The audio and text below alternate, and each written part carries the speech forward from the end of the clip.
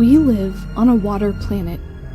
From millions of miles away, Earth shines blue, with almost 70% of its surface covered in water. But most of that water is in the oceans. It's salty. On Earth, only about 3% of water is fresh, the stuff we drink and use to feed our crops, and it's constantly moving. Through the atmosphere, soil, aquifers deep underground, and even living things. That's where NASA satellites come in. Taking a global look at freshwater provides important information about droughts, floods, and water quality around the globe.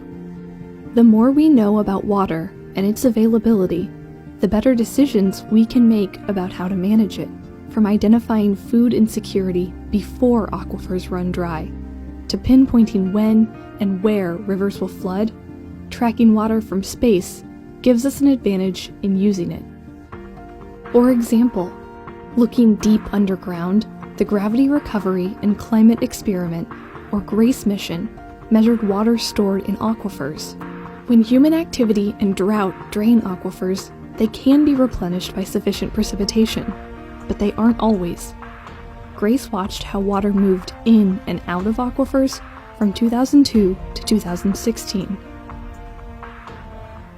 Closer to our feet, water in the soil changes quickly in response to precipitation. We can see soil get wetter in response to rainfall, and about a month later, watch as vegetation blooms where the soil is sufficiently moist. We can track all of these steps with satellites, which help us predict where food insecurity may crop up before it becomes a problem.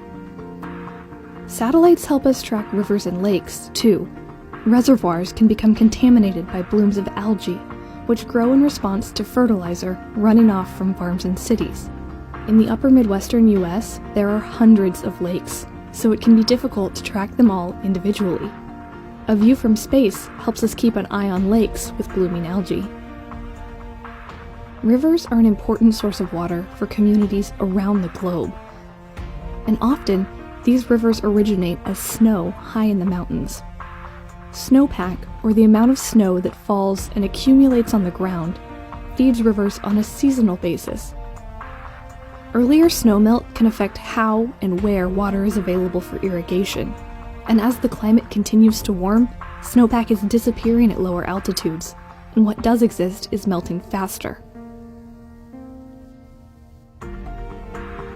Our planet is constantly in motion, with freshwater shifting around the globe. Those changes are happening faster in a warming world, with precipitation falling in different places and rivers flowing new speeds.